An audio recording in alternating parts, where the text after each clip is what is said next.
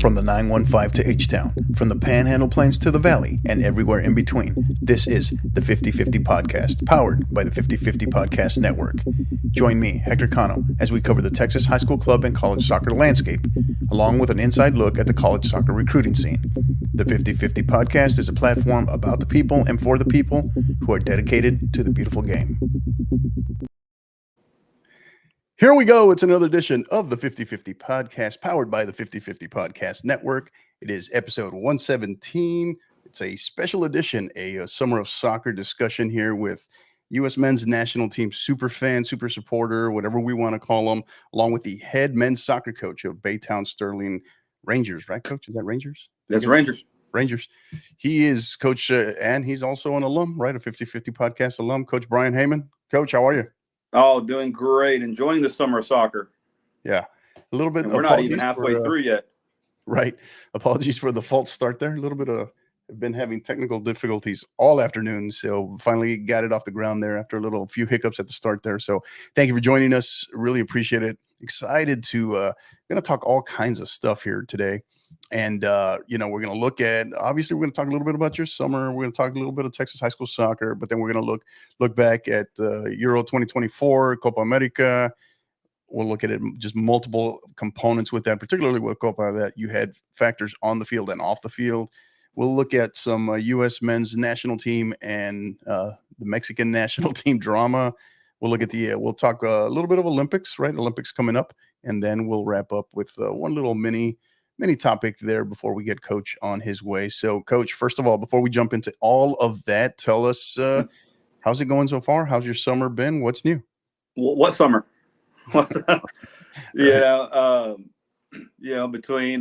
finishing up the school year and jumping, club tryouts. Now I'm now the new club director for our club at San Jacinto United. So I've been organizing all of our club tryouts, club registrations, club team selections, things like that. So that was pretty busy. We had a great number of kids try out. We added, I think, 3 or 4 more new teams to our club. So they're trying to find some coaches to come out work for us. Taught summer school, and then as soon as that was over, jumped right into working camps. So was fortunate enough to work at both SMU men's and women's camps this summer. So been doing that now for the last 10, 12 years. So really enjoy getting out of the house and getting to coach a little soccer. And between that and then spending time with my dad, who's not doing well health-wise. Right. It's just been a nonstop summer. So, but it's been good.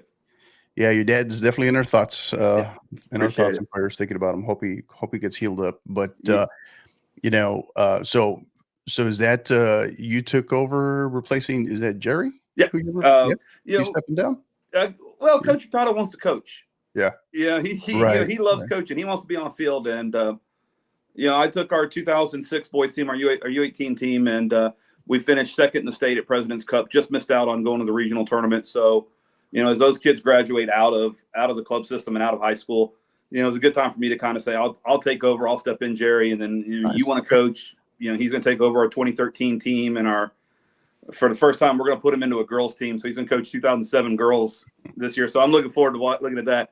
He's having a blast doing it, and I'm just having a blast watching. And I think between the two of us, we kind of combine our talents and make the club work the best way we can. So yeah. Well, he's going to be coaching, moving over to the girls' side. That's going to be fun, a learning experience for him. For club, for club, Yeah. it's going to be a blast. Yeah, I'm sure he'll love that. Oh, he's loving it already. So good deal. So, any other SMU? Any other camps? You get to do anything else besides SMU? I got to work. I worked with Coach Tato at the Deer Park camp and his camp, and jumped in. Did both SMU boys camps last week. So missed all the weather that came through Houston. So got to instead of dealing with a hurricane, I got to deal with 97-degree heat every afternoon. So you can't beat that. Yeah. And how are things in your area? What you came back to? How are things there as far as in your area after what was it? Beryl? Yeah.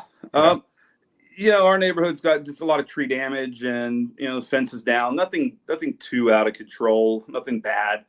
I've got a power line down in the backyard, but apparently I've got power in the house. So I don't know what that wire is laying in the backyard. I just can't really, not really allowed to touch it. So, right. That's what they told me. So yeah, the backyard is going to become the Amazon real soon.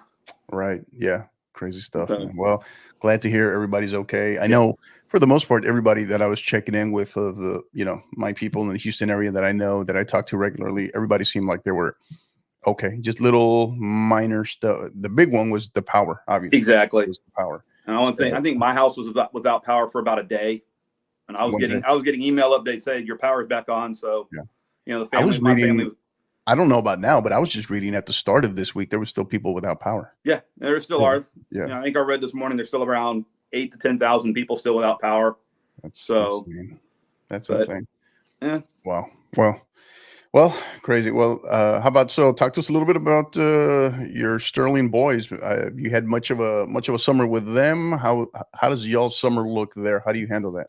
We give them the summer off. I'm a firm believer that I want these kids to be kids. I want them to enjoy themselves during the summer. We put so much time and energy into them during the year. I want them to take time off, and I want them to recharge and enjoy themselves. So not just them, but myself also. This past year I was running both the varsity and the freshman team at Sterling. So, I needed that break, and the boys needed a break. So we don't really push them hard to do. We know they're going to play during the summer. We know they're going to show up at the school and kick the ball around with their teammates. We know they're going to get on a club team and they're going to play. We've had a lot of Sterling kids come out to St. City United. So we're excited to have them out there working out. They're showing up on 3v3 nights and things like that. So, I'm just not. I don't want to force them to come up to force them to come up during the summer and work out.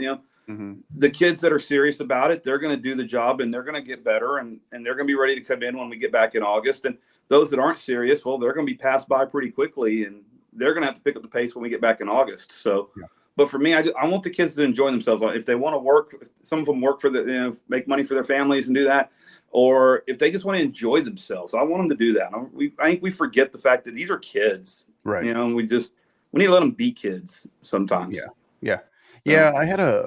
I took a partial, I guess a partial similar route with that where, I told my girls at MAC that we were, excuse me, we were gonna hit the month of June hard, but kind of incrementally, right? A couple of skills and open field sessions, a total of 4 really is what it was.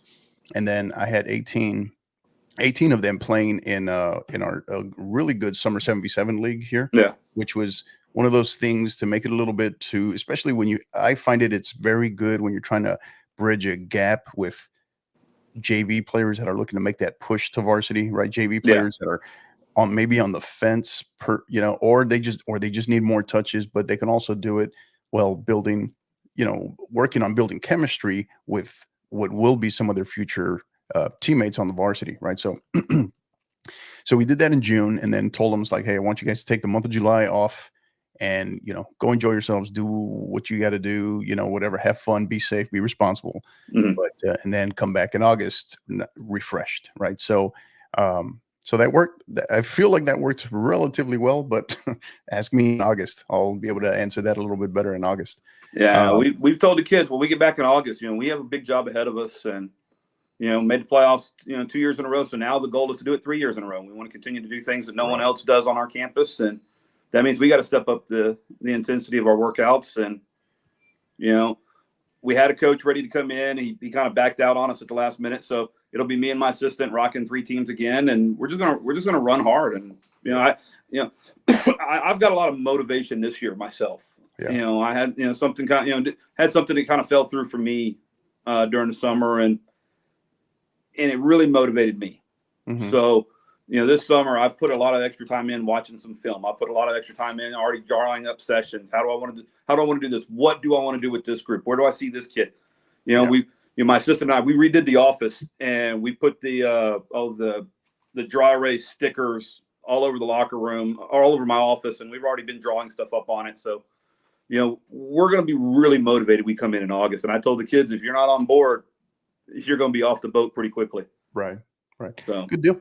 Awesome. Yeah. So talk to us a little bit, your thoughts on, I didn't really dive into too much into looking into your particular district, but mm-hmm. your thoughts on realignment, just realignment piece first, right? Because I got a couple of questions for you on this, but your thoughts on what your district is going to look like as we enter the year one of this new 2-year cycle. I think the UIL hates us personally because I've got to drive to Beaumont 5 times. Wow. We got to go to Westbrook, Beaumont United, Port Arthur Memorial, PNG, and Nederland. Those are long, miserable drives out I-10. But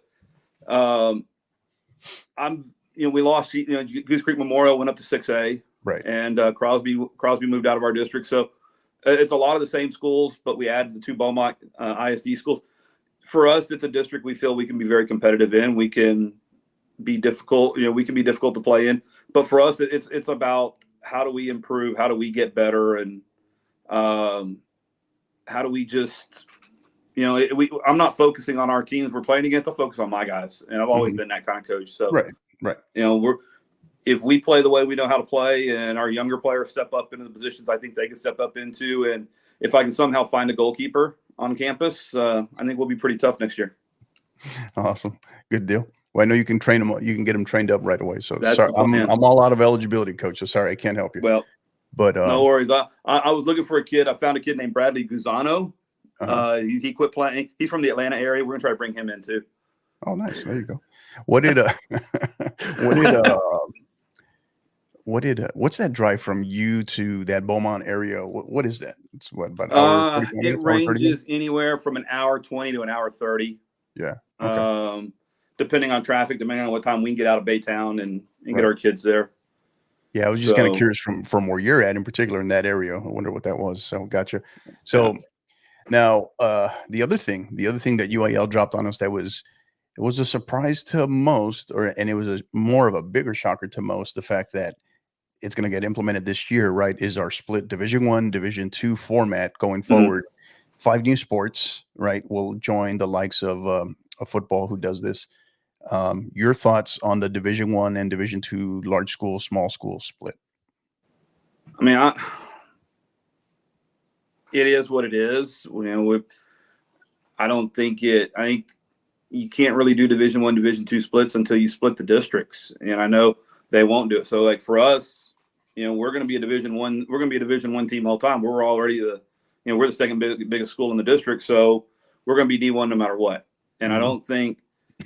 I think on the soccer side, it doesn't matter as much as it does in other sports. But because you can put 15, you can find 15 kids in any school. I mean, when we were at Bonham, we were a 3A school playing up in 4A, and we were competing against some 5A. So,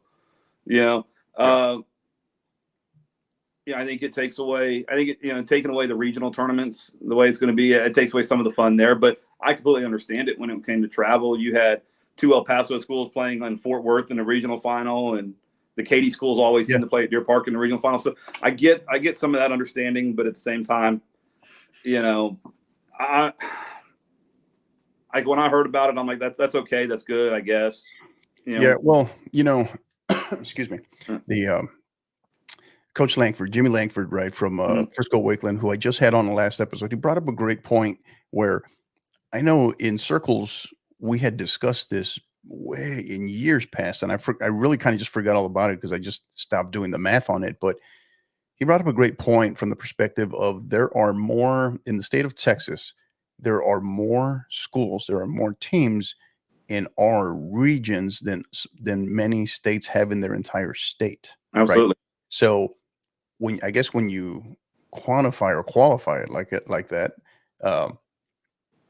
I guess it can make a little bit more sense in terms of the split, right? The Division I, Division II, because, and I get it from UAL's perspective of, well, not just their perspective, but it just seems to me for years, I had often heard the question of, hey, how come football gets to do it? Soccer doesn't get to do it, right? Why not?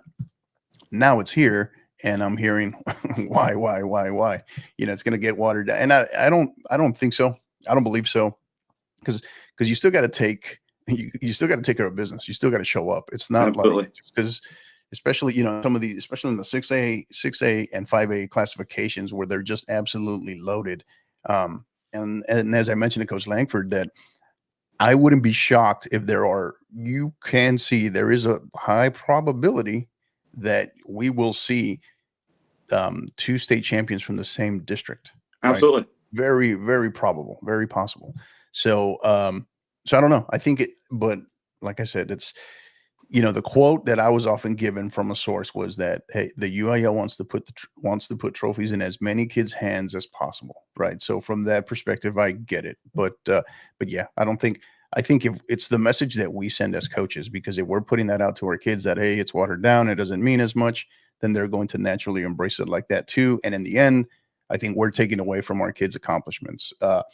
The regional tournament perspective, right? Keep in mind that they're not officially away. They're not done with, because if you have 4 coaches that all agree, whatever their situation is, and they want to have a regional tournament, they can, right? They can. Okay. So the regional tournament isn't a 100% said, are most people going to elect to not do that? I would think so, right? You would think so. But I think to each their own. I think what really kind of set the trend for all of this was, I think, what was it? The 2021 season, right? Because of COVID, where we did not have the regional tournament. Exactly. And we had some phenomenal playoff games, right? Absolutely did. So I think that's a plus. I think there's some pluses here that will come from that. The travel is always going to be a mixed bag, right? So, and I don't think anybody has a bigger complaint than maybe the El Paso schools, right? So, maybe some of the schools up in the Panhandle, but outside, and possibly maybe the Valley, but I would say really the El Paso schools. So, so there's always going to be something, right? So it's a matter of how we embrace it. I think that's my perspective. So, but yeah, I mean, a little interesting, but we'll see. At the end of the day, we got to get on the field. We got to play.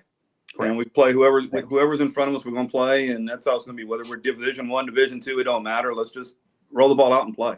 Correct. I couldn't agree more. So we are talking with the U.S. men's national team superfan and the head men's soccer coach of the Baytown Sterling Rangers, Coach Bryan Hayman.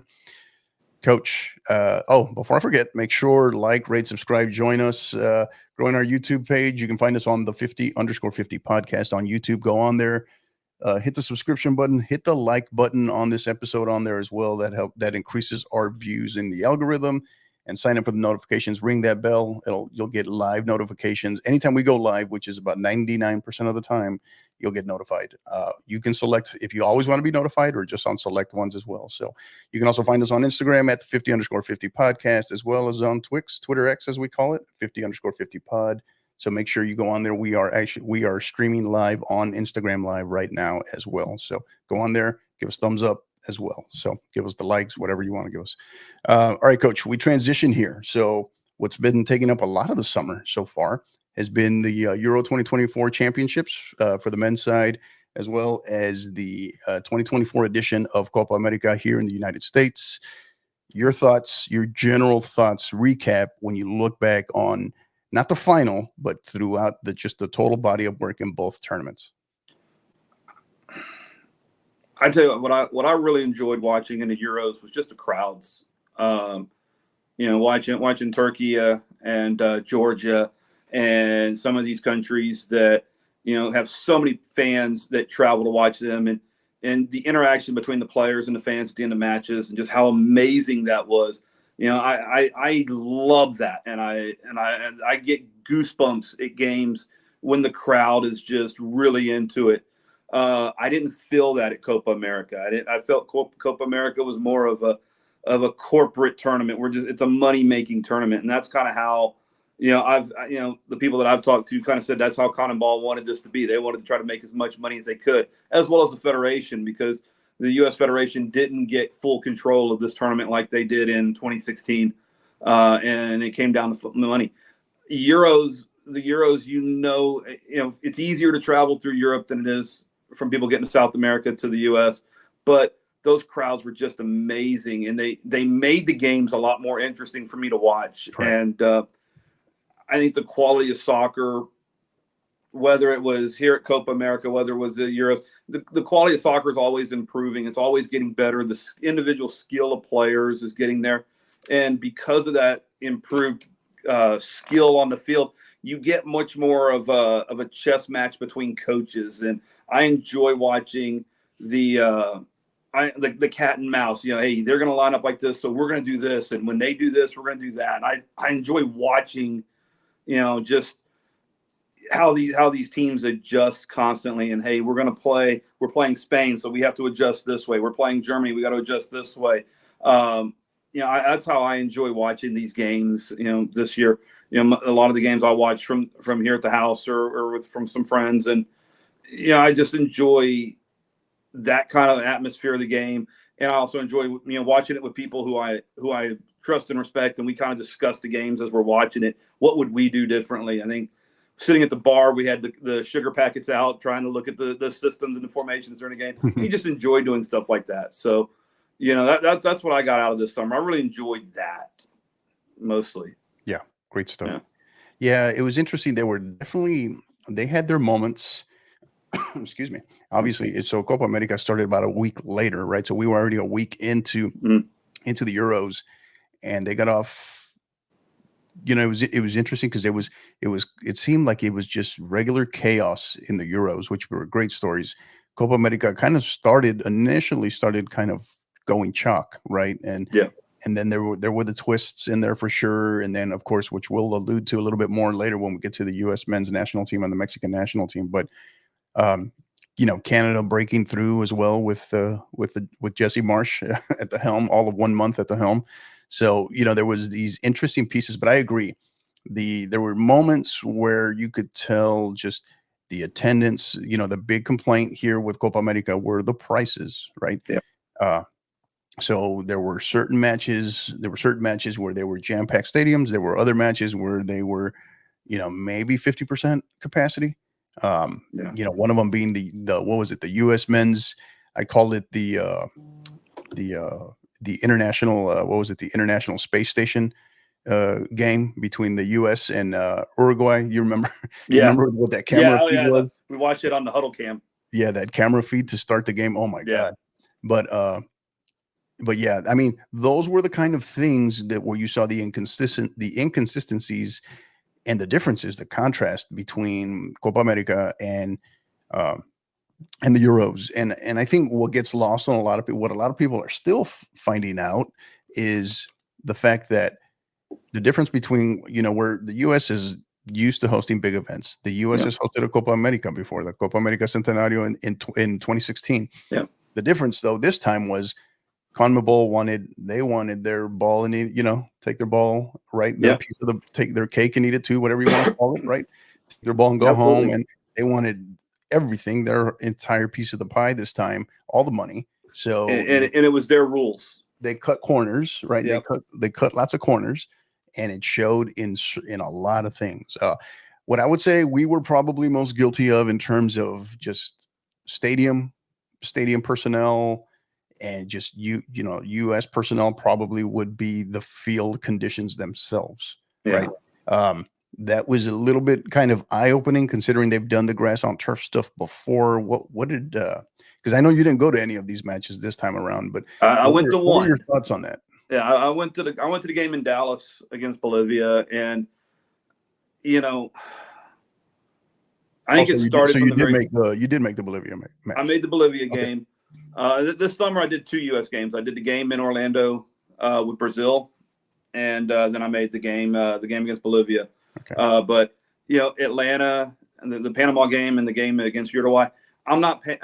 I've paid a ton of money to go to games. I'm not paying $180 a ticket for these games, and that's what we were being charged through the American Outlaws this summer for those tickets, and that was what the deal was. CONMEBOL was not going to give supporter group tickets. They were not doing specific groups. supporter groups were not allowed to bring drums in. They weren't allowed to bring horns in. They didn't want the atmosphere. They wanted to sell those seats for as much money as they could make. Yeah, it was a very, very sterilized atmosphere. Absolutely. There wasn't much of an atmosphere unless you were, I mean, really, truly, I think the Mexico games were about the most atmosphere you had. Really and truly. Unless, and then in the finals was the final. You know, Colombia travels well everywhere they go. Their fans want to be there. Just look at that game in D.C. against the U.S. They had 50,000 Colombians in the stadium. Yeah. But the field's conditions, I think that started from game one with Argentina and Canada. They ripped it from the very beginning, and that was what was that? That was in Atlanta, wasn't it? Wasn't that in Atlanta? That one? I think that was in Atlanta. Yeah.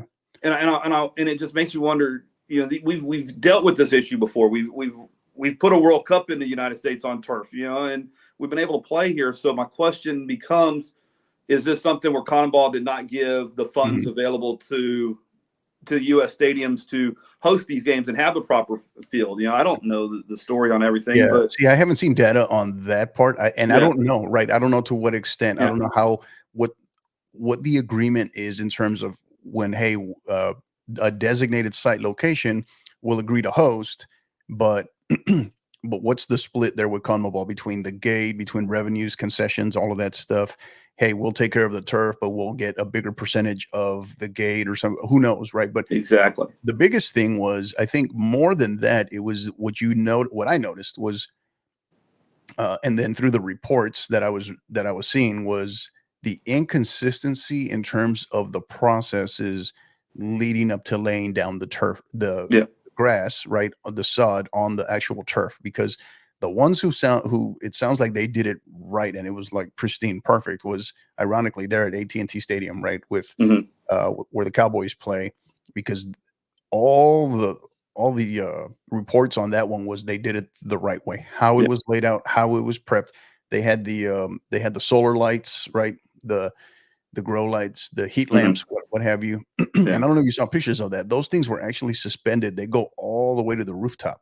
They're suspended in the air, and they can bring them all the way down. So, and it was pretty clear that not everybody was doing that. No. Right. So in terms of the process, and then as we'll get to it in a minute, but the final, right, at Hard Rock Stadium, the final between Argentina and Colombia, they had just installed new sod 6 days before because of a concert. Right. Yeah. So, I mean, it's just, and then on top of that, you got a long halftime. So they water the grass at halftime, and they end up watering it longer than they should have. They've got to roll a stage out on it, all that stuff. And then these first 10 minutes of that second half was very sloppy because of we had water puddles all over the place. So just very, that's what stood out to me the most. Yeah, you can argue security, but I don't know where one starts and one ends in terms of like Hard Rock Stadium, the unfortunate incident that took place in Charlotte, right, between Uruguay and Colombia. Those kind of things have got to do better than that. Everybody collectively, right? But absolutely. But the problem is because we live in this, what is it, litigious world. Nobody wants to take the blame, right? Nobody wants to step up and say, "Hey, this was our bad. This was our fault. We'll fix this." Yeah. And now you have CONMEBOL. It looks like they're gonna now pay the price for trying to get a bigger piece of the pie. They're gonna now pay the price with lawsuits from that final. Absolutely. I think I read there the other day. There's people already suing them because they paid the money for the tickets. Yeah. And never got in the stadium. Yeah. And you see the videos of the cops. I don't think they really understood what was about to happen, and I don't think they were prepared for it. And the rushes on the gates were terrible to see. And it's hard being a U.S. fan and hearing the rest of the world saying, "Hey, we're not ready to host a World Cup because of stuff like this." But we've hosted some of the biggest events ever, and there's not these issues here. So who's at fault here? Who's to blame? Was this wasn't an American tournament. This wasn't a USSF tournament, some tournament, whatever we want to call it. This was CONMEBOL wanting their big piece of the pie. They saw that 2016, the U.S. made $75 million off hosting Copa America. That's what they wanted. They wanted the money. So now they're going to pay the money out. I had seen reports that it was actually in excess of $100 million. So I mean, and then the other piece too, so in the end, when you look back on it, the lessons learned is this really didn't turn out to be a a rehearsal, a dry run, whatever you want to call it, for the U.S. in terms of preparation for the World Cup, because now they will look back at some lessons learned, right? From, absolutely. Hey, what not to do based upon what CONMEBOL did. But in the end, collectively, whether it was, Soccer United marketing, whether it was CONCACAF, whether it was representatives from U.S. Soccer Federation, they were not at the lead. They were not at the helm when it comes to operations for this tournament, right? So in the end, it wasn't really a rehearsal, right? So no, but I think it was something to expose where the faults are going to be, or where the cracks in the armor are going to be for us to fix. So, but and I think FIFA runs a very tight ship, a very different process. FIFA. Yeah, and I think Hard Rock Stadium showed that what their security plans are already for 2026. Be with the perimeter fence being much wider around the stadium, and that was the problem there. The perimeter fence around Hard Rock was very close to the stadium, so once those fans got in there, now the only you could get into that area without a ticket too. You could get you didn't need a ticket. Yeah. So apparently that's not going to be the case when you come World Cup 2026. Right.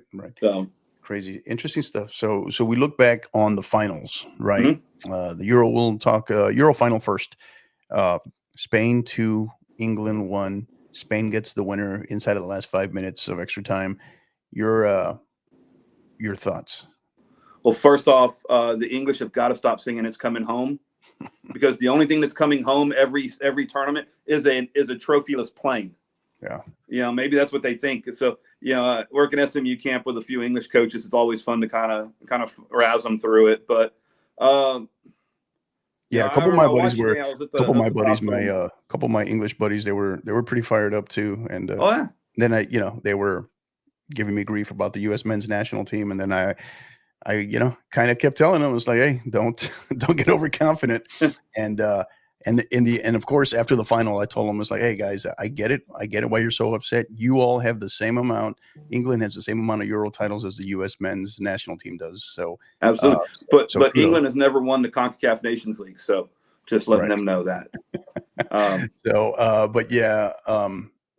It was an interesting game, right? I thought that first half from England was the best I had seen them play, the best consistent play I had seen from them, and playing kind of the opposite of what Southgate traditionally plays in terms of pragmatic, right, and conservative. They were on the front foot, and it was interesting to see. What were your thoughts when you look back on that, how that game played out in regulation? Now, it's one of those chess matches. Who's going to make the first move? Who's going to do something different? Who's going to change the board? As I like to think about it sometimes. And England obviously did. They were flying early on. And, I remember I was sitting in the hospital room, my dad watching the game, and he's sitting there telling me, he goes, well, I think England's going to get this. Look at the way they're flying up the flanks. They're moving the ball well. The only thing they lack is just that finish, early on. And obviously Spain made the adjustments at halftime. Here's what's going wrong. Here's what we're going to fix. And next thing you know, boom, they're up 1-0. Yeah. Great goal from Cole Palmer, one of my Chelsea boys. So I'm excited to see him do well. Been great to see him start in this tournament. The way he played. Don't know why, but obviously. How old is he again? How old? He's young 20s.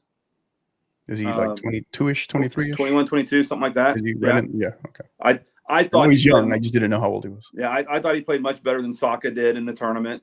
And I thought he played a lot better than Phil Foden played in this tournament. I thought Phil Foden was probably one of the most disappointing players I saw in the whole European tournament.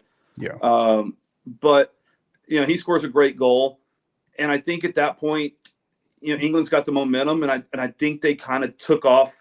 I kind of think they backed off a little bit, and you saw it a couple times in throw-in decisions. Hey, I got the ball down here. Hey, we're going to throw it back to the back line. We're going to put it in the mixer. We're going to do something. We're going to try to make it difficult for the Spanish, because when you got teams on their heels, you want to put them under pressure. You want to make life difficult for them. You don't want to let them have time to catch their breath and readjust their lines and get confidence back in their defensive shape again. And I think that's what England did after they scored. And if they don't, maybe they win that match, but they don't. And then being a goalkeeper coach, I saw the winner for Spain just frustrated me so much because you've got Jordan Pickford, and you've got to see the runners coming through. and he's already moving. He was moving away from the runner coming through, and the ball gets deflected through. I'd rather be there to make that save instead of not being there. You know, if I'm there, I make the save. If I'm there and it rolls past me and it goes all the way to the back post and they score, okay, well, that's on my back line for not getting there. But if I'm already backing away, anticipating the back post, and someone scores right in front of me, that's on me. Mm-hmm. And the more I watch it, it just frustrated me, because to me that's just bad goalkeeping.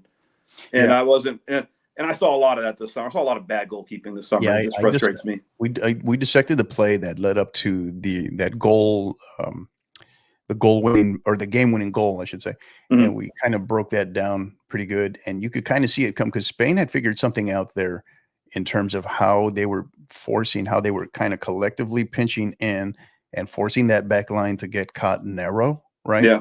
And then you had, who was it, Nico Williams, who was staying wide. Yeah. So it was interesting. It was interesting to see. But yeah, so the final ends Spain 2, England 1. Spain becomes the first European country to win 4 Euros. And Spain, man, you know, I put a post out there that Spain is right now, in my opinion, the one true, yes, I get it, Argentina has, you know, we'll talk about that in a minute, but they, I think, are the one true soccer superpower right now. When you see what they've done at the U17, U20 level, you know, World Cups, the Women's World Cup, right? Those. And then what they just did with the men's side on the year, and they're still incredibly young. Yeah, absolutely. Still incredibly young.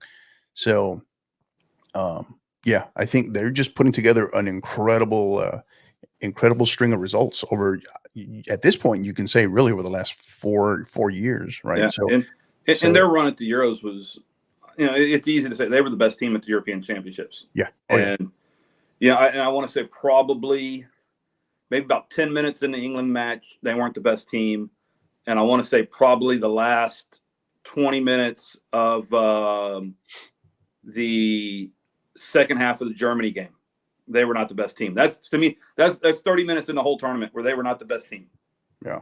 And, you know, being part German and having a grandfather who's German, and, you know, that match there, I watched it in my office, and man, what an amazing, you know, last 20 minutes that match was. And then extra time was just great going back and forth. So, yeah, you know, that game, if that handball gets called, yep, who knows what happens, right? Who knows? You know what? Hey, and if Torsten Frings' handball in 2002 would have been called, it'd been a different game too. So the German fans can't argue with me on this one. Yeah, that's a little bit of karma, right? Some overdue karma, I guess. Absolutely. Some overdue karma. But yeah, that's how it goes. I waited 22 years for that karma. But that's such a great point, though, right? You play this game long enough, you coach this game long enough, you just watch this game long enough, you're eventually going to be on both sides of a call like that, right? Absolutely. The difference is VAR didn't exist in 2002, right? Because if it did, we're probably on to what was it, the semifinal? We'd have been on to the semifinals, yep. Yeah. So yeah, interesting.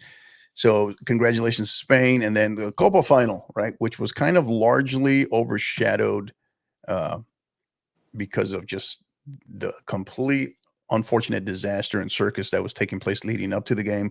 Game started, what was it, almost an hour and a half. It was an hour and 22, 23 minutes late officially. But final ends Argentina 1, Colombia 0.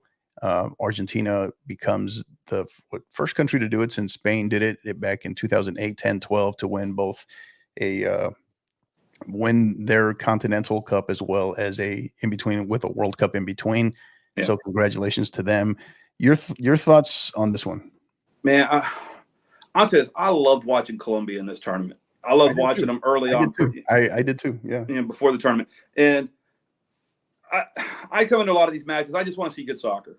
You know, I don't care who wins. You know, obviously I want the U.S. to win, and I want my Chelsea boys to win.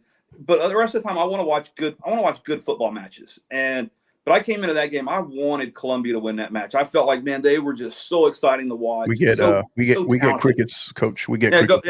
Whenever you mention Chelsea, we get crickets. You put those crickets in my room, I'll step on them. So there you go. Yeah. But yeah, I hear you.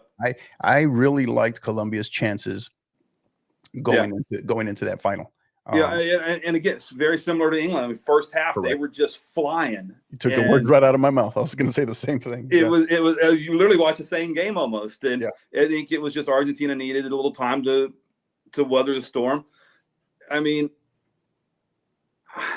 but you know, Argentina, they're just they're scrappers, man. They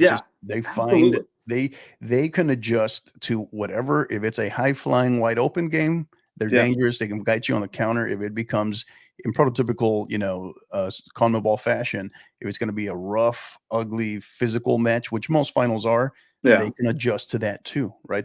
And then of course, Martinez in goal, just unbelievable, because you can make the argument that they shouldn't have even been in that final. No. Right? Basically in that match with Ecuador, where Ecuador had them. Ecuador had them on the ropes. Ecuador had them on the ropes. But that's what they do. They find when you're a special team like that, they find a way. And that's all levels of soccer. Good teams find a way to win a game. Mm-hmm. And but no, I was sitting there with some people watching the game, and I just said, if this game comes down to some type of choice, some type of decision, CONMEBOL will not let Messi lose. And take a look at the challenge late in the game that McAllister had on the Colombian player in there, from behind.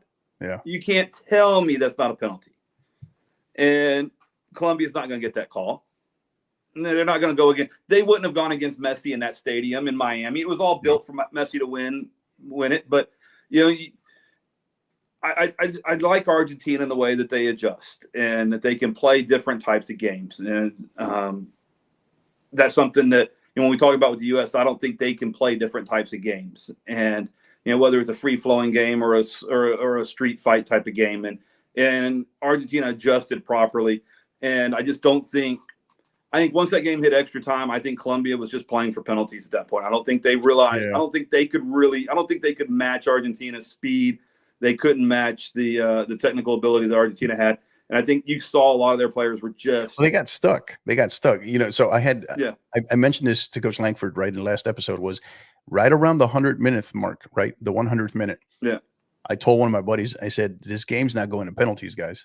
It's not. It's like you could tell that extra time, right? That first extra time period, there was every dead ball, someone was on the ground, right? Absolutely. There were multiple players. The legs were gone pretty much for both teams, but you could see it rapidly falling quicker, right? It was declining quicker for Colombia, right? I think that started like the 75th, 80th minute for Colombia. You knew which is why you saw James Rodriguez come out, which is why Luis Diaz had to come out. Yep. So then when Colombia makes all their substitution patterns, right, and they start going more defensive, or not defensive, but they're going more with penalties in mind, right? Who are my penalty takers at this point, right? All of that changed, though, the moment Argentina gets their goal in the 112th minute. Yeah. Because now you don't necessarily have finishers on that field. Exactly. Right? On top of everybody being tired.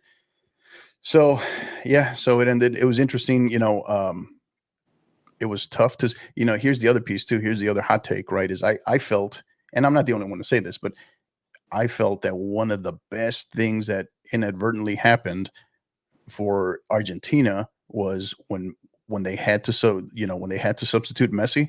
Mm-hmm. It was, and you're bringing in the leading scorer in the tournament to replace him. Yeah. And it was that fresh spark that they needed, and it opened up the game more for Argentina. Right. They didn't have to, they didn't have to go through Messi. And I think when Messi's on the field for Argentina, there's almost like that. You have to go through him to be successful. And the same thing with Portugal and Ronaldo. They've got to go through him to be successful. And when they're not on the field, they're a much better team. And I think that was the argument that Portugal fans had. Should we have had Ronaldo on the field? Argentina won't have that argument with Messi. They'll never have that. But that team was much better in that match when Messi's not on the field. Yeah, it was unfortunate. I mean, the rough part was, of course, we didn't see it. I saw the glimpse of it initially when he first sat down, but then I saw the video of it well after the match. It was rough. It was rough seeing him. You don't want to see that, and forget about what killed me was not how bad his ankle looked, but just seeing him, the moment of it hitting him. Absolutely. That was rough to watch. That was rough to watch. So, and same thing with Ronaldo. Same thing with Ronaldo. But yeah, I agree. I don't think you should have had Ronaldo out there playing 90 plus minutes, multiple games. Yeah. No. So, so that one ends Argentina 1, Colombia 0. Congratulations, Argentina as well. And then, so your thoughts on, we've alluded to it a little bit, but just the whole disaster that was at Hard Rock Stadium leading up to that through. And then, luckily, thank God, there was no major incident, because I thought the writing was on the wall. Countless amount of people, right? Countless amount of pundits were all saying they cannot believe this game is still going on. You had people, all kinds of people without tickets, security all over the place, kicking people out, going through row by row, all the way until late into the match. People sneaking into air vents, so you didn't, and so not only were tickets weren't even being scanned, but you didn't know if somebody had any weapons, right? So, so thank God we escaped any major tragedy on that front, I guess. But you still saw a lot of the footage, right, in terms of people passing out, people getting arrested. So your thoughts on that disaster? I mean, we've discussed already, but it's just so unfortunate that a game that we should be talking about the game. Correct. We shouldn't be talking about all the extra. But this was the same thing in 2021 at the Euros when all the fans stormed Wembley, and we have you seen that special, by the way, on Netflix? I have not seen it yet. Yeah, so. I started. I'm like only about 15 minutes into it. I haven't watched it yet either. But it's just it takes away from the game. It takes away from what we should be talking about, which is the greatness of Lionel Messi and the greatness of Argentina and the resurgence of James Rodriguez and everything there. But this started back in the semifinals with Uruguay and Colombia and the problems there. It started in other places where there was security issues at stadiums that we heard about, didn't really see in as much detail as we saw at Hard Rock. There's just so many failures that nobody's going to accept, because they're going to say, oh, these guys were in charge of this. These guys were in charge of this. These guys were in charge of this. Oh, and at the end of the day, we've got a black eye for soccer. We've got a black eye for football in this country again. We have, every time something goes wrong in soccer, or something goes wrong in a crowd or something like that. Oh, soccer is just a hooligan sport. No, it's not. It's that European stuff, it's that kickball stuff, and it's just something to keep it down here in the States. And we can't do that. We, here in the United States, we've got to be better than everyone else, because we've got so many people that, in upper levels that just want to, crap on soccer. If they're, we see that with the UIL, really. Oh, you soccer coaches and all your ejections and stuff. Okay, whatever, but you're going to crap on my sport. And so we have to be better. And when you see stuff like this outside the stadium, that's terrible. It's terrible for the game. It's terrible for the image. It's terrible for the opinion of soccer in this country. And our, whether it's CONMEBOL, whether it's CONCACAF, whether it's whether it's MLS, whether it's whoever, you got to be better. And when you're better, you don't give people a chance to say anything bad about you. I agree. The Coach Will in here from Ingleside saying that it's a great special on that. It does look good, but like I said, I've had 3 attempts, 3 different times I've started watching it, and I haven't made it past 15 minutes yet. So countless number of reasons. I'm still waiting to watch the USA Brazil game from early June on my DVR. I haven't gotten that far yet, so gotcha. I was there, but I didn't get a chance to watch it yet. So that's how far behind I am on the DVR. Yeah. What was very briefly, what was your thoughts on that from watching it in person, the USA Brazil? I thought it was an entertaining match. It was end to end. You had Brazil flying all over the place, and then next thing you know, you had the U.S. flying all over the place. I mean, 20 minutes in, you could make the argument that it could have been 2-2. And it was just so weird watching a Brazil team, because you could kind of see it a little bit. The writing was on the wall in that game, and then of course it kind of played out in the Copa. But it was just so weird to see a Brazil team that still has talent, but just almost like they've lost their identity. Yeah, it's just weird. Yeah, and there were lots of Brazilians in the crowd at that game that were the same. They felt the same way. They just didn't feel like that was their Brazilian team. Mm-hmm. But I mean, realistically, I mean, the save, the save, I don't know if it was Ederson, whoever made the save late on Pulisic coming across. I mean, just maybe one of the best, and that thing's right in front of me. It was one of the best saves I've ever seen in person. Just nice. Going across, getting across the goal, making a save like that. But you could have made the argument that the U.S. should have won that match. Yeah. But I think at the same time, it reminded me eerily of early 98 when we beat Brazil at the Rose Bowl. We scored a goal and Brazil dominated. They took a ton of shots. Casey Keller made a ton of saves. Matt Turner made a ton of saves in that match. It was very similar, other than the fact that Brazil scored early in the game this time than they did in 97, 98. Yeah, it could have been things could have played out very differently if, U.S. beats Brazil there and, Greg Berhalter gets his signature win. Maybe things could have been very differently. So who knows? Yep. But all right, we are talking with Coach Bryan Hayman, the head men's soccer coach of the Baytown Sterling Rangers, as well as the U.S. men's national team superfan, as I like to call them. So don't go anywhere. We'll be right back after a quick word from our partners. We're thrilled to tell you about our world-class partners, AR Shots, your go-to destination for exceptional photography experiences in San Antonio and across all of Texas. As a seasoned professional and published photographer, Alonso Ramirez specializes in capturing the essence of your most memorable moments. From dynamic team media days and live-action game days to heartwarming family gatherings and elegant senior portraits, he makes every shot count. What sets him apart? His unwavering commitment to deliver the best customer service in the Lone Star State. With major international and professional sports event experience, AR Shots' work speaks for itself. He is dedicated to making your photography experience straightforward and enjoyable. So why settle for ordinary when you can experience extraordinary with AR Shots? Contact him today so he can turn your vision into a stunning reality. Check him out at arshots.net as well as on X and Instagram at ARShots.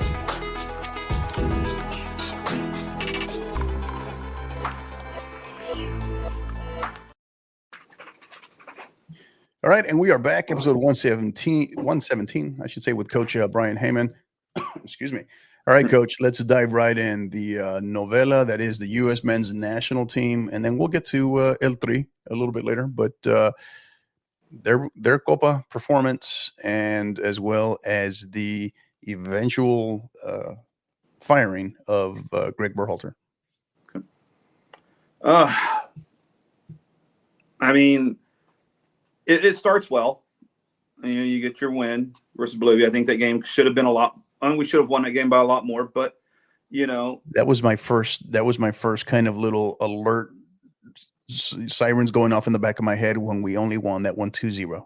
Yeah, especially after we started that red hot too. We were flying, and but I think it was more along the lines that we had a comfortable 2-0 lead. We weren't giving up a whole lot at that point, so maybe get some of the guys off the field, get a little bit of run, because the expectation was we were going to run the group, we were going to run, we were going to be competitive in the group, and we were going to make a run, quarterfinal, semifinal, maybe. So you've got to save some legs, and when you're in a tournament where 2 yellow cards gets you suspended for a match, you don't want to leave anybody on with a chance to get another one. So, I mean, I'll take 2-0 and go from there. But, I think Panama just even if they'd have gotten past Uruguay and gotten through the group, losing to Panama at Copa America is unexcusable. And you can make all the arguments you want. Tim Weah got red carded and the goal was called back and blah, blah, blah, blah, blah, blah. No excuses. You're the United States of America. You're the top footballing team in this continent, and you shouldn't be losing 1-0 at home or 2-1. Well, you know that you're the more talented squad of the two. You know the opponent well. They're in our confederation, and you know what they're going to try to do to have a chance. They're going to have to muck it up a little bit, make it ugly, and try to find a way to get in your heads. And I don't know. It coming from Timothy Weah too, so out of character, I think it just spoke to the frustration level. Well, look at it back last year with Serginho Dest at Trinidad, getting sent off in that match. There's no excuse for it. And this is what bothers me about the U.S. the program right now. It's the fans on Twitter X or these so-called experts who, oh, this is what we need to be doing. They're cheering for Tim Weah because when Tim Weah got red carded, it gave the excuse to lose the match, and then we could fire Berhalter. Hey, do we want to crap the bed at Copa America and get rid of Berhalter, or do we want to do well and keep Berhalter? Hey, I want to do well. I want to win. I want to see the U.S. at the top of the table all the time. I don't care who the manager is. I don't care who the players are. I've been going to games since 1990, and I've never rooted against the team because I didn't like a player. I never rooted against a manager because I didn't like the manager. Right. This is crap, and I'm sick of the negativity that surrounds this whole program. Even now, trying to find out who's going to be the new head coach. Oh, we don't want that guy. We don't want that guy. You know what I want? I want someone that's going to manage this team and take them to the next level. That's what I want. To a certain extent, Coach, I think it is the ripple effect. It's kind of a cause and effect, right? The years and years and years of, it's kind of like how I told you earlier when I replied in one of your comments, right? It was when it comes to U.S. soccer, when it comes to soccer in this country, is the system is working the way it's intended to, right? I think that's part of the issue. So when you look at it with years of, like, I'll support our men's and women's national teams or programs all day long. But the U.S. Soccer Federation as an organization has not operated with best of practices in mind or with the best interests of their supporters in mind. Very, very exclusive, not inclusive. Look at the board of directors. I mean, how many of them are real soccer people? Right. Well, and I mean, we can have a field day with that. Look at Don Garber. Don Garber's not a soccer person. Why is an MLS person, right? The person in charge of MLS on that board. To me, I think that is the first thing that you saw it start to change with some, right? With Soccer United marketing finally going away. But this fan base didn't just arrive to this point on its own, right? You talk about just from the, and unfortunately, Greg Berhalter became the not the scapegoat, but the poster child for this, because of when you go back to the first time he was hired. Yeah, it was the questions of, well, what exactly has he done, right? Or and then we find out his brother is on the board. His brother is on the board, right? Yeah. And then okay, and in the end, I give Greg kudos, because I think he really accomplished in that first cycle. He ultimately accomplished what he was hired for, right? Absolutely. Right. Get this young group going, get them together, qualify for Qatar, get out of the group and advance. Yeah. And we did that. And we had bright moments, right? We had bright moments in this up until just how we, and then I think versus Netherlands. But I think when you factor all that in, then there's the whole Gio drama after that. Yeah. His contract ends. Right. There's the Gio drama, all this stuff. And then it's looking like we're going to go in a different direction. And then he gets rehired. Right. Yeah. And I think that's what really ignited a lot of people. Right. Absolutely. A lot of supporters, because at this point it's like, what are we doing? This is all leading up to 2026, the most critical period, right, in the history of this country in terms of soccer. And we're going with this guy again. The definition of insanity. Right. Doing the same thing over and over, but expecting different results. And you know how that goes. Oftentimes in the international game, most coaches, when they get hired for a second cycle, I mean, Jurgen Klinsmann, right? Yep. Jurgen Klinsmann. But, and I think, and I always felt that Jurgen got just the bad end of the stick, right? Because a lot of the stuff that he was talking about, that he was preaching, that he was predicting, we're now seeing come to fruition. Absolutely. Right? So, but I think all of those things, but the writing, it was starting to show, right? I think you can go as far back as the Jamaica game, right? Yep. In the Nations League, right? The Jamaica game getting bailed out at the very last minute. Then you look at the result in a friendly versus Germany, right? And it was a Germany team that wasn't super strong either. No, that was Colombia. Wait, no. I'm going back further than that. Okay, yeah. Okay, that game. I'm going back further than that. Germany, right? Yeah. And then we arrive here, right? Then we arrive to the Colombia one was the real red alert. Well, that was the wake up call. Right, exactly. So, but my point is they weren't they weren't quite responding to him anymore. Yeah. And it just looked too, not that he had lost the locker room, but that they liked their coach a little too much. They were too friendly with their coach. Absolutely. Right? There wasn't, I just don't think he had the capability, the personality. In 6 years, I don't think I ever saw Greg really get fired up on the sideline. I just don't think he was the type where this team was now to be able to get them to that next step and get the absolute best out of them. I just don't think so. No, not at all. Yeah. And then of course getting grouped on home soil. It just, it was. But the thing that got me is that in the Panama game, we go to halftime 1-1. Okay, we're fine. We're not terrible. But at that point, he subs on Carter Vickers at halftime. That right there tells me as a fan, we're not trying to win this game. We're no longer trying to win. We're trying to just keep the game 1-1. Yeah. If he'd have done that 70th minute or 75th minute, okay, I get that. And I think you got the tactics wrong, and you invited the pressure from Panama, and eventually that defense was going to crack. The defense was not as strong as it could have been, and goalkeeping wasn't as strong as it could have been. They were in a 5-back system that they've never played. Exactly, and we got to do it for 45 minutes down a man. Yeah. I don't know. It was rough. So that leads to the dismissal of Greg Berhalter. So now that leads us to our new head coaching candidates. And if you think it was already drama before, now, I mean, I don't even know. At this point, I really don't know what are the true sources, because it's it seems like about 4 times a day, there's a new report. It's daily now. So I really don't know. And the interesting piece is there are some coaches who have been whispered they're involved in the Olympics right now, whether it's Thierry Henry or Hervé Renard out of France, coaching the French women's national team.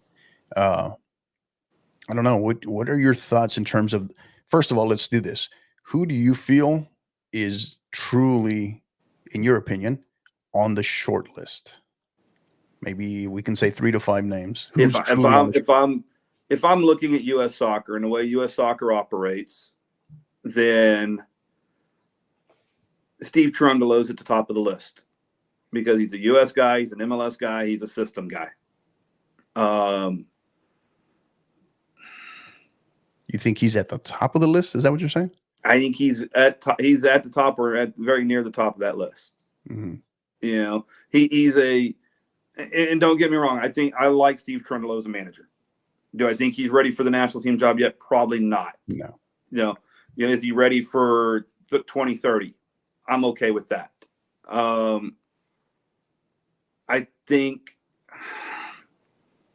everything I hear tells me Patrick Vieira's on the list, near the top. Oh yeah. That seems like that's a definite, I think, at this point. Yeah.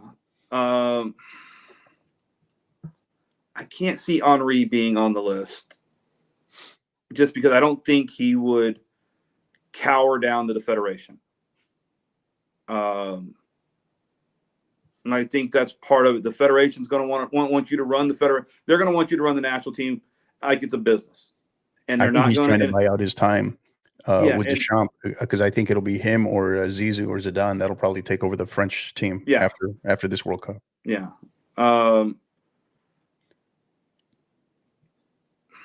I could see, and I don't know, I could see the Federation going after someone like a Josh Wolf. I could see them going after an MLS manager that has national team experience. That's just how I see it. It's what I've seen since. Because I think inside the Federation there is fear of an international manager like a Klinsmann that came in and basically said, this is not how you win at a major tournament. You have to do things differently. You have to, you've got to scrap this system that you're trying to run to make money. It can't be about the money. It needs to be about the football. And what about Poch? Is Pochettino, is it legitimate? Is it real? Is it realistic, or is it just fluff? I think it's more fluff. Yeah. And don't get me wrong, I really like Pochettino. I like him as a manager, even though he managed Spurs. But I think he is. I think one of the big things that's going to hurt this the selection of a top coach is the opinion of the players. And that, I mean, why did Greg Berhalter get the second run? Because the players went to Matt Crocker and said, "We want Berhalter back. He's our guy. He's our buddy. He's our friend. That was when I knew that this was going to happen and Berhalter was going to get hired again. Was when you saw Christian Pulisic being that adamant publicly about it, right? And I was like, oh God. So yeah, but I think that's where you went wrong. It's like you don't ever, you listen to the players, but you don't make your decision based off the players. You don't, right? Yeah, exactly. Yeah. So well, I hear you on Cherundolo. I think Cherundolo is long term, possibly, but I think I see him. I think Nancy. I think Wilfred Nancy is probably more. I like him. I like him a lot. More ready than Cherundolo, to be honest. Yeah. But I think one of those two is maybe probably Cherundolo, I guess, from the sounds of it. Mm. I think that's when you look at, like, we'll use the college example. I think that's like your safety school, your safety net, right? Yeah. You have that guy there just in case, right? Yeah. But I'm going to throw one at you. It seems like Matt Crocker is kind of swinging for the fences, and he wants it to be not necessarily European, but international, right? International. Well, most likely European, but yeah, I don't know. Let me throw a name at you, and I'll give you my reasoning here. Landon Donovan. If you want someone, and I'm going to go back through the 90s here. You know, I grew up watching this team when this team fought for every little thing they needed, all the respect in the world, because there was no respect for the U.S. national team. We were a bunch of college kids in the early 90s, guys like Keller and Alexi Lawless and all them. They weren't the best players, but they were scrappers. Yeah. And they would run through a brick wall. That's precisely what this program is now missing, right? We've now evolved technically. We've evolved tactically. Our IQ of the game is much better, right? Yep. But now that it seems like that has been substituted. What's been substituted for that was the mentality. Right? Absolutely. The mentality, and I think, that grit, that fight. I made that comment on Twitter to Josie Altidore that this team lacks a bulldog in the midfield. It lacks a Mastroeni. It lacks a Jermaine Jones type player. Yeah. Give me even like Landon Donovan. Remember Beckerman at one time? Yeah. Give me Landon Donovan as the manager with Jermaine Jones as his number one assistant, because they've both gone through the coaching. They've gone through their coaching deal. Yeah. So to me, you get me two or three guys that are willing to run through a brick wall for this team, that grit and that fire and that I'm going to get in your face if you're not doing your job. That changes this whole national team. It gives them something a little different. Yeah. I mean, yes, now we have the talent and the skill, the technical ability that we've lacked for forever, but we keep that old identity of being a group of pit bulls that are going to outwork you for 90 minutes. And I think you can get that from someone like a Donovan and Jermaine Jones. Now that's not going to happen, obviously, but you know. Yeah, I don't know. I don't know if I get what you're saying. I just don't know. Yeah, I don't know if I would see that. I don't know if I would see that happening. Not in this short. I'd have seen it maybe in not this short of a window. I think late 90s, early 2000s, something like that. I think you need to bring in somebody that is far enough away, right?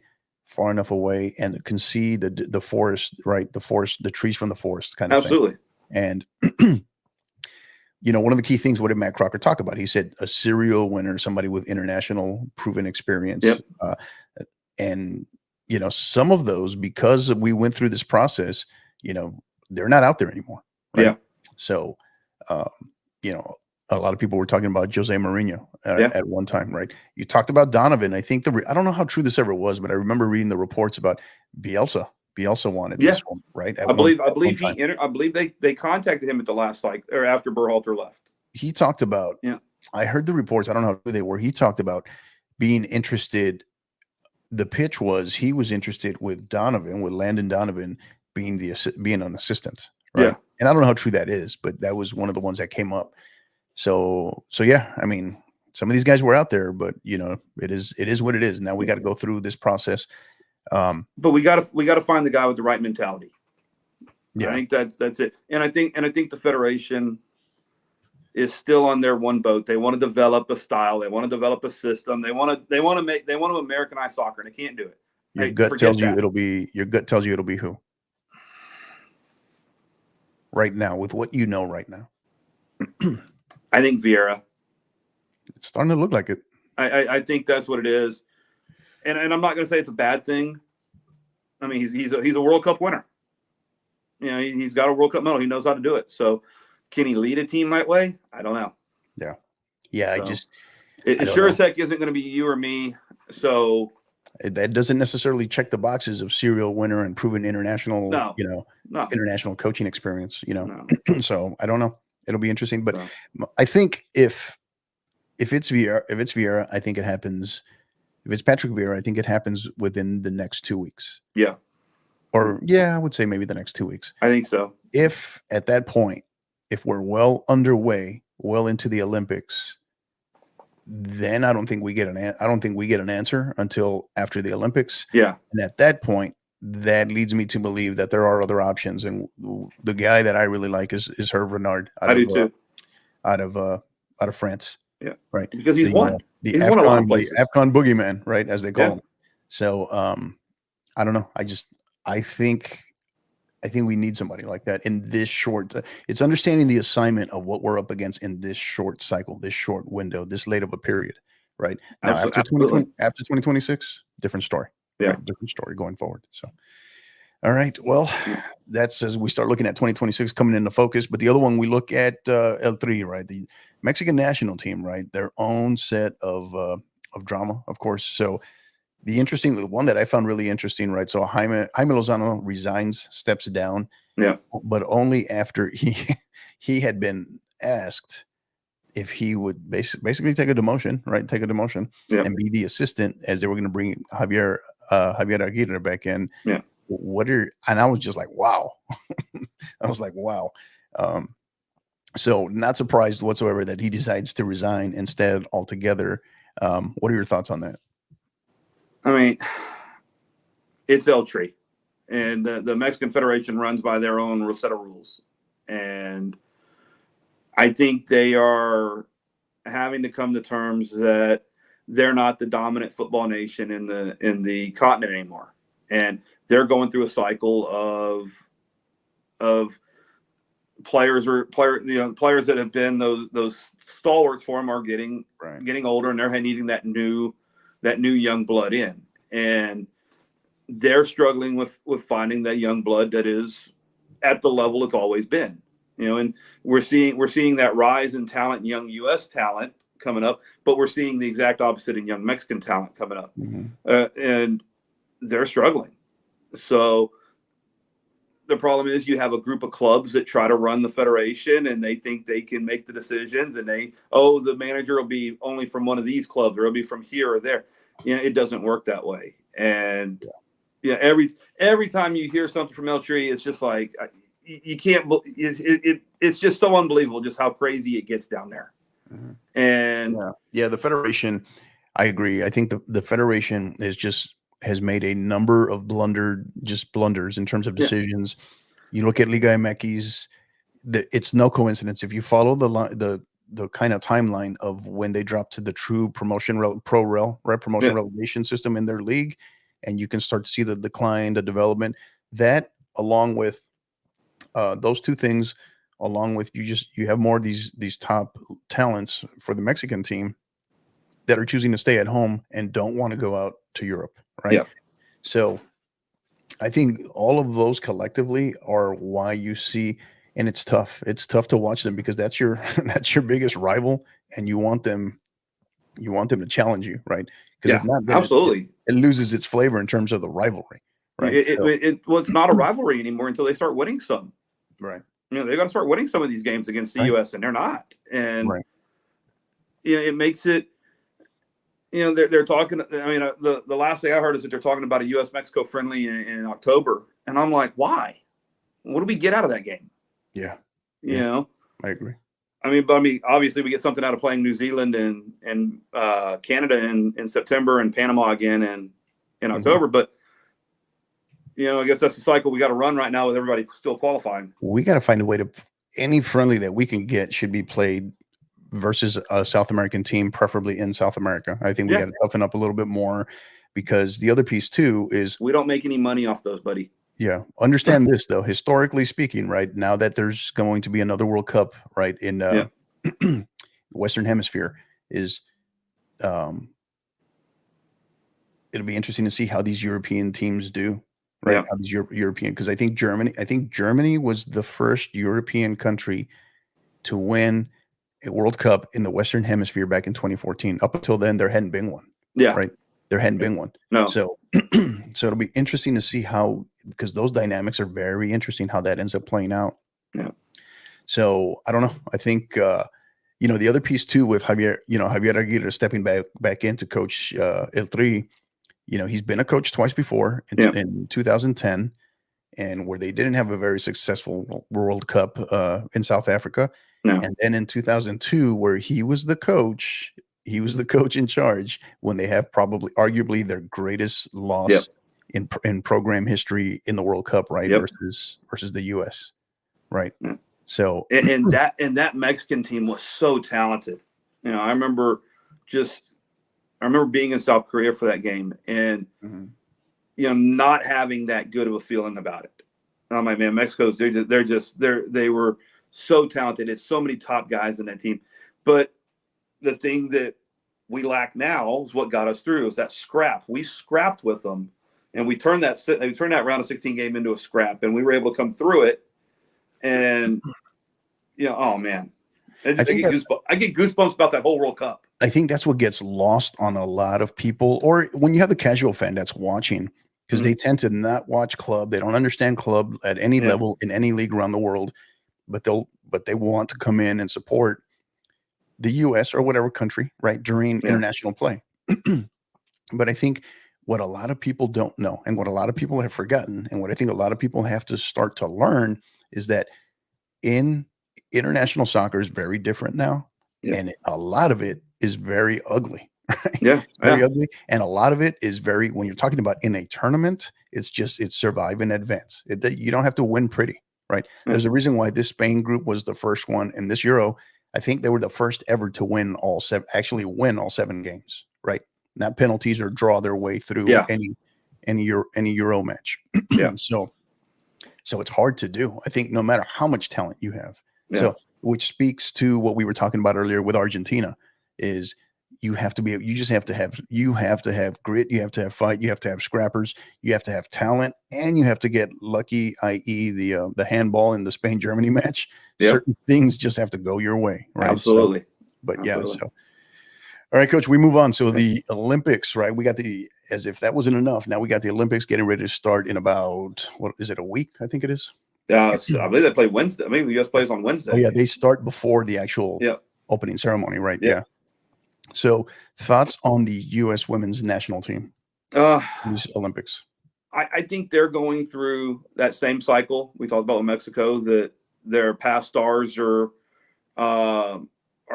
fading out or stepping away from the game. And, we're getting a new group of young American players to step up and lead this team. And I think there are going to be bumps along the way. There are obviously bumps at the last World Cup. But I think, I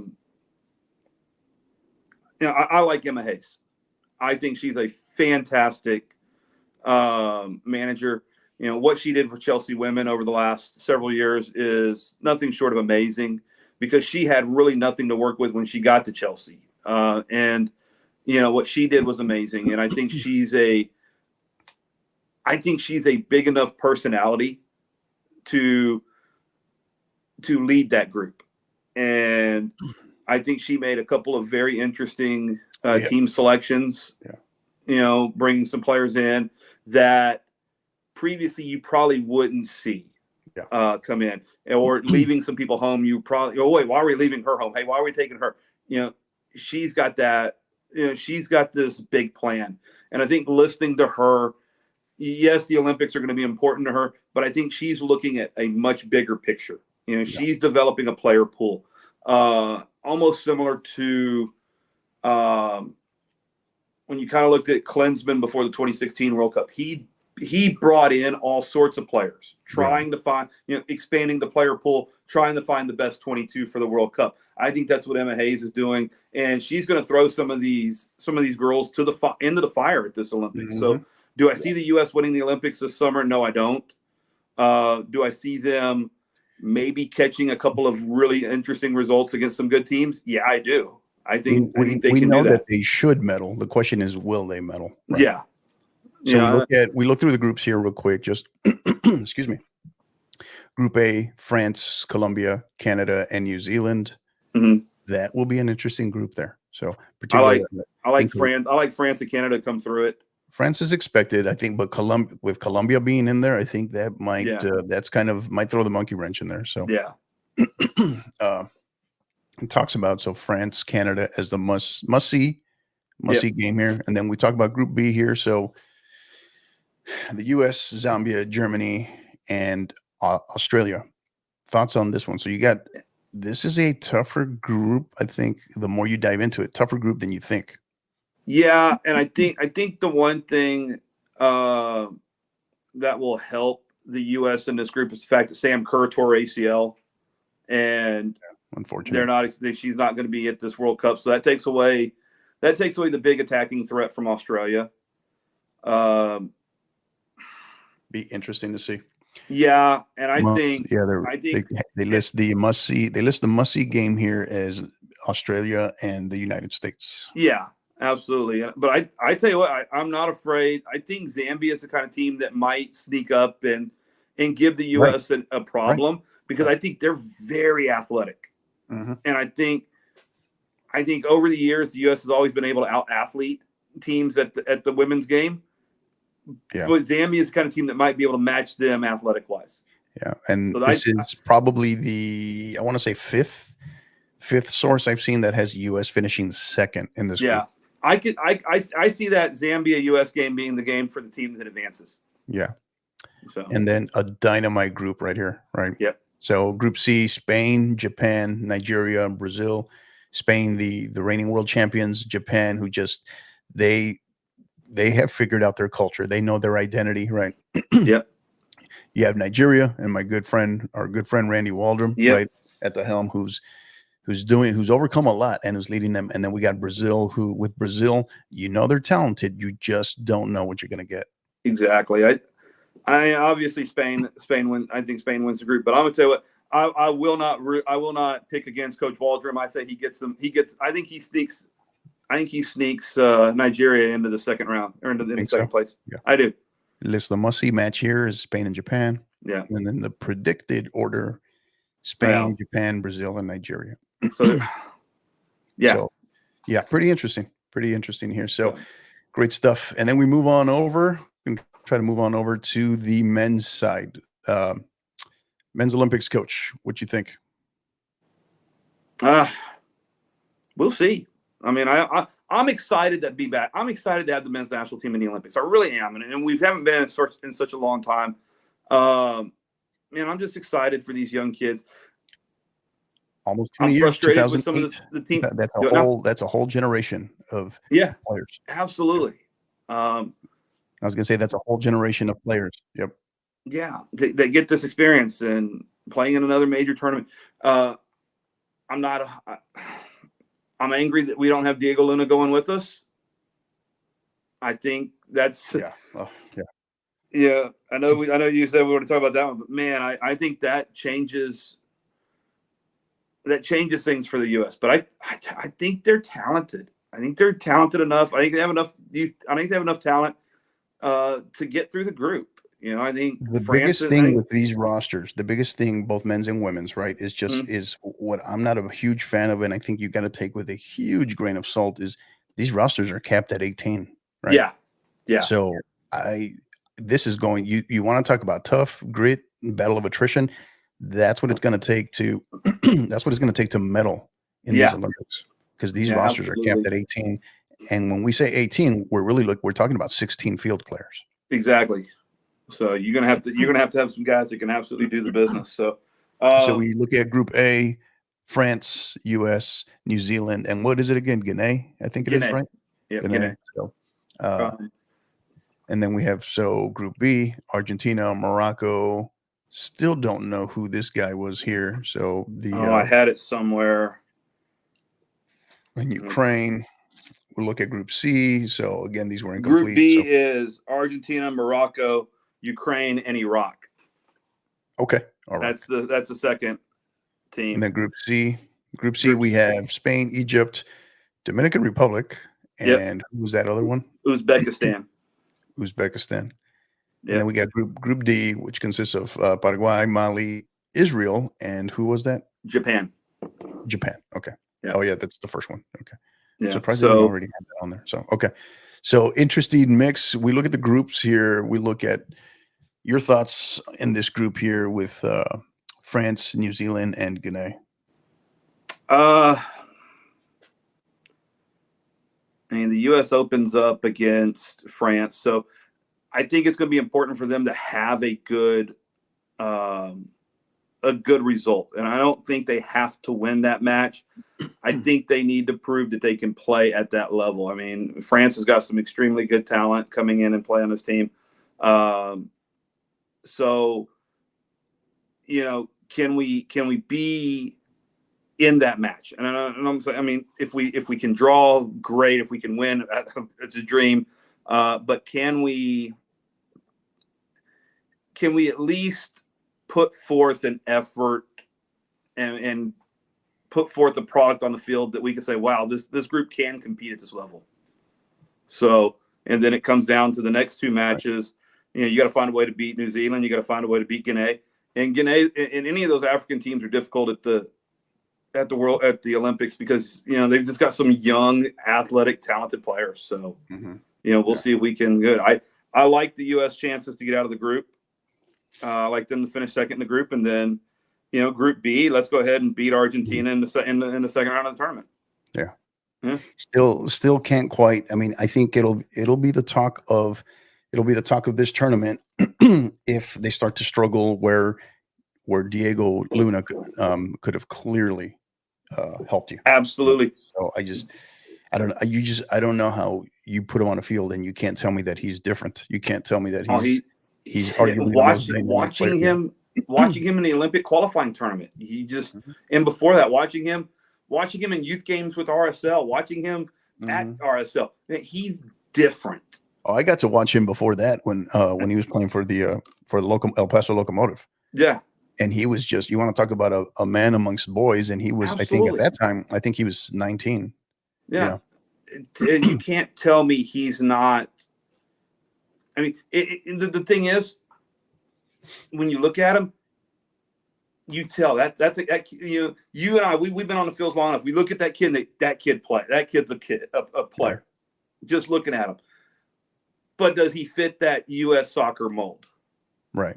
And that's a whole other conversation. Yep. Right. Exactly. Because he's not 6'2", 175 pounds, because he doesn't run a 4.40, but yet when you put him on the field and you put the ball at his feet, he's different. Right. Yeah. Look at what he did right after when they told him he wasn't going to make the team. Was it a goal and 3 assists or something like that, or 3 goals? Yeah. I mean, he just, talk about someone who's motivated.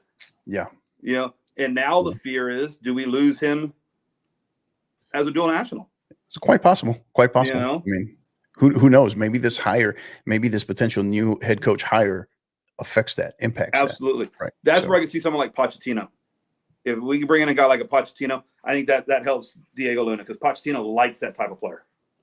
Yeah, it'll be interesting. So, one side note, I don't know if you saw this. The U.S. There were reports yesterday, I believe, or the day before, that U.S. had tied Spain in an exhibition prep for the Olympics 1-1. I did see that. Yeah. I did see that. Interesting. If true, interesting. Obviously, it was closed, not open to the public. So, But the reports were that the U.S. tied Spain 1-1, exhibition, prep, whatever. You'd never know what goes into it. We will see come Wednesday. But exactly. So we are talking to Coach Bryan Hayman, the head men's soccer coach of Baytown Sterling Rangers, as well as U.S. men's national team super fan. Don't go anywhere. We got one more quick break. Don't go anywhere. We'll be right back after a quick word from our partners. Looking to step up your social media marketing game? Well, let us tell you about our great friends at Gipper. Gipper is a way that schools, athletic departments, ADs, and coaches create world-class marketing content. Join over 4,000 coaches, ADs, SIDs, and club directors who use Gipper to create high-quality visual branded graphics for your program. The best part? Anyone can do it in seconds on any device without needing any design experience whatsoever. If you do have significant design experience, you're going to love this as well, as you are what they call the power user, and this is designed with you in mind as well. And just for being a listener and supporter of the 50/50 podcast, you can receive savings immediately and save 10% off any first-time Gipper purchase. Simply visit gipper.com/partner/5050 to learn more. Again, that's gipper.com/partner/5050. And then there are our great friends at Global Scarves, both Bill and Kyle. They are the top providers of custom knitted scarves, beanies, and other fan merchandise in the U.S. All merch is fully custom with free design services and free shipping on all orders. They do so much more, guys, than just scarves. Blankets, beanies, you name it. It's all designed and all customized to your specifications and needs. You can contact them at info@globalscarves.com to get any free designs or quotes built out for your school, club, or maybe even a supporters group. Simply mention the podcast or use the code #5050pod and they will be sure to take care of it. All right, and we are back, episode 117 with Coach Bryan Hayman. Coach, one last thing, well, two more things, but we're almost done. So one of the things I wanted to ask you, your thoughts on over this past weekend, we had or was it this week? I can't remember if it was the weekend or if it was Wednesday, but so I don't know if I'm even saying it right. Kevin Sullivan made his debut for the Philadelphia Union, making him the youngest player ever to make a professional debut in the MLS, breaking Freddie Adu's old record. And my understanding is they have him tied to, he's also signed, I guess, with Man City once he turns 18, and we'll make that trip over there. I don't know, have you seen this kid play? I've only seen highlights. Have you seen much on him so far? Not really, but I know I've sent my assistant coach from Sterling out to Philadelphia. We're trying to work out a loan deal for January through March for Kevin come to Baytown, America. Told him he didn't even need to come to classes. I'll do his schoolwork for him. He said you got to be 6A. You got to be 6A is my understanding. He'll only play 6A. That's my understanding. You know, hey, we got NIL money, so we're gonna make that work here. So, but no, I think it's great for the game. He is a special talent, and Philadelphia's done a really good job developing some young talent. Brandon Aronson, Paxton Aronson, some of the other Jack McGlynn, some of those guys we're going to see at the Olympics. You know, some coming right out of that Philadelphia academy, and this is just another one coming through.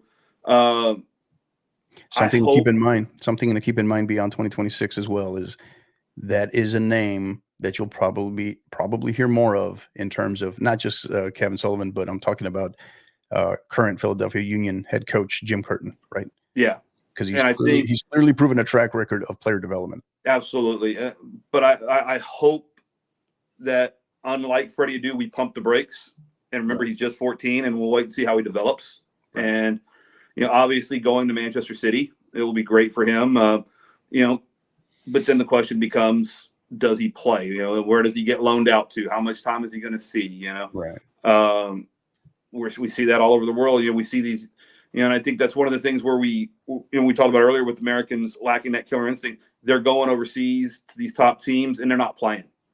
You know, they're not in those scraps. You know, you didn't see Pulisic in a whole lot of scraps for Chelsea. You didn't see, you know, McKinney struggling. You know, Yunus Musa not getting a whole lot of time in there. So it begs the argument: is it better to play in MLS and actually get playing time, or is it better to go to Europe and get superior coaching, hopefully, right, or superior experiences? Right. So, and I think that's the goal, right? At that age, for sure. When he gets there at 18, let's get him out there. Let's get him, get him at the right loan situation, obviously. And I know Man City will do that. Since they own half of Europe anyway, they'll get him out at the right spot, and we'll go from there. We'll wait and see what happens. I'm excited about seeing these young kids, and I think you see them at the, you're seeing them with the U18 national team, the U19 national team. There's some young players coming through that we get excited about. And Man City could probably be in League 2 by the time he gets there too. If all these all these laws violations ends up happening, who knows? But interesting piece though too, just because, and one that I caught, I caught it early this morning was the latest talks now of Gio Reyna going to signing with Atlanta United. You think that happens? He's got to play, and the problem is I think right now, I don't want to call them damaged goods, but I think some of what you're seeing in Europe is also the fallout of what we saw, the drama from 2022, the 2022 World Cup, right? And a lot of people are apprehensive about wanting to bring him on, and I think he's got to do some growing up. Yeah, I really do. But again, he's got to play, and he didn't play much at Nottingham for us or anything like that. So we've got to get him. We got to get him playing. So I agree. Well, that is going to do it, Coach. We have covered just about everything other than global warming. But before we go, just wanted to give you the opportunity, kind of a shout out in stoppage time here. So shout outs, thank yous, anything you want to talk about that's on your mind as it relates to the game or anything. The floor is yours, sir. Well, like I said, we haven't even covered all of the European friendlies that are coming to the States this summer and these big money friendlies that are coming. So we're still not even through halfway this summer of soccer. Yeah. The friendlies.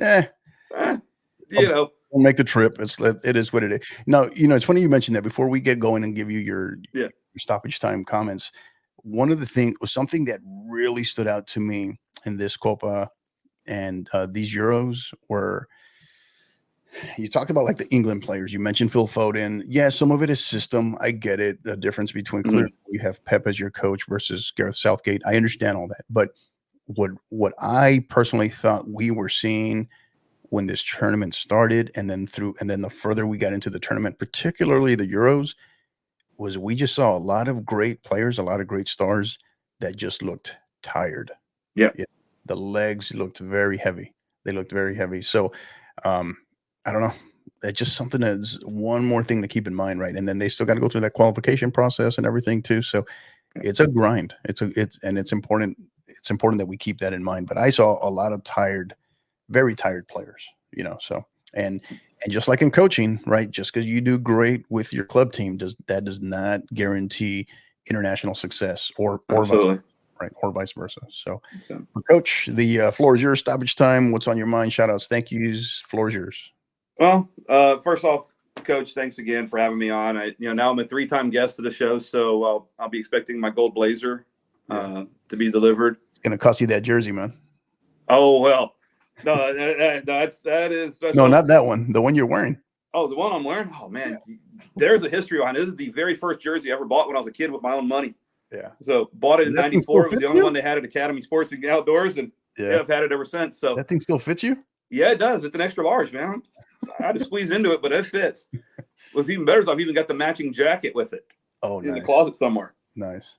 So, but no, I appreciate you having me on, and it's great being able to talk the game of soccer, and I've enjoyed driving to Dallas and back several times this summer already. Being able to listen to some of the other coaches that you've had on the show this summer, it just speaks how much we enjoy, how much we have a passion for coaching, and you giving us a platform to be able to share that passion that we have. I enjoy it, and I learn something new listening to every coach you bring on to the show, and that's great there. But also, I want to throw just I want to thank just the players, every player. It gives me an opportunity to watch them play, whether it's professional players in Europe or whether it's professional players in South America or high school players, college players. I just want to thank players because, man, they give me an opportunity to watch the game. And I enjoy that. I truly enjoy just sitting back, watching the game and enjoying other people have a passion for the game.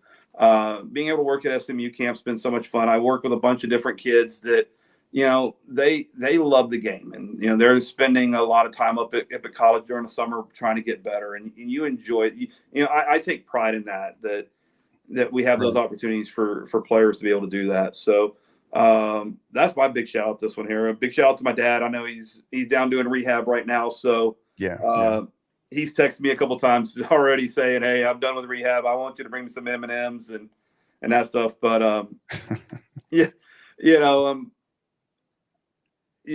having his support, and this past school year was tough, and having my family support and everything. And it was really great being able. I know at one point I got to sit and during our playoff game we hosted Angleton in the first round of our playoffs. Then I turned around and looked, had my whole family in the front row, and 15 years ago I took that for granted, and like this past season I didn't take it for granted. So I'm excited. I feel that, and I wake up every morning. I'm blessed to have another day. I'm blessed to have another group of kids to coach, and I'm excited for that. So, Hector, I appreciate it and always enjoy talking soccer with you. Yes, sir. Yes, sir. Awesome. Great stuff. Hey, great stuff. And most importantly, hoping, again, thoughts and prayers, and hoping that your dad recovers as well. So we're thinking about him. Absolutely. But thank you for the kind words, Coach. Really appreciate that. My final thoughts, make this quick. Something that I know TSADA, the Texas High School Athletic Directors Association, in conjunction with Texas High School Soccer Coaches Association, they have a new, what are they calling it again? The Texan Way or something? The Texan Way, I think. Yeah, I believe so. A campaign regarding sportsmanship. So to our athletes and to our coaches everywhere, sportsmanship needs to be valued. There needs to be a premium on that. With that said, I think also one of the things is, some of it we earned, rightfully so. And if there are people that are, violating this stuff, whether it's a coach, red cards, bad play, physical play, just fights, what have you, that doesn't need to be in our game, right? Those need to be addressed without a doubt. But I think the other part too is, in terms of us as coaches, as high school soccer coaches, it's incumbent upon us to also help educate whether it's our athletic coordinators, whether it's our administration at our level, to share with the UIL, to share with them, but share with UIL also, that oftentimes these numbers, right, in terms of just ejections, whether they're player, whether they're coach, some of it might be parents, right, which we all know we have limited control over. We understand that. But players are a different story. But I think sometimes what will happen is when data gets collected and they'll look at just ejections, soccer comes to the forefront and they just throw everything on there, right? It could be a player that received a yellow card in the first 2 minutes and a yellow card in the last 30 seconds of a match. Boom, red card, the player's out of the game. That goes down. They can't enter the game, so that's an ejection, right? But that goes in a report, and that gets filed the same as a straight red for someone who badmouthed the official, touched an official, or touched another player, right? That is a true ejection, right? But those get classified all one and the same. And that's just one example, right?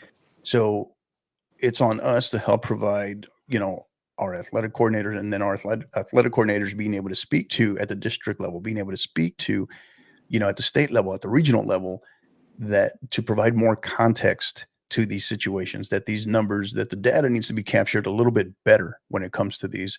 So I think it's very important, right? Not making any excuses whatsoever, but I think if we don't provide better context and better details about this stuff and help educate as soccer coaches in terms of our sport, we're going to simply always get labeled as, they lead with ejections. They lead, because that's no different. A player receiving 2 yellow cards over the course of a game and can't re-enter is no different than in basketball. Coach, I'm going to use your example, right? In basketball, for example, not to pick on basketball, but a player who receives 5 fouls, they have fouled out of the game, right? They cannot, is that an ejection, or they simply they're out, they fouled out and they can't re-enter, right? In basketball, that report does not come forward as an ejection, right? So that's just an example, right, in terms of context. So we have to be able to speak to that to our athletic coordinators and so on, right? So just something to keep in mind, something I wanted to share.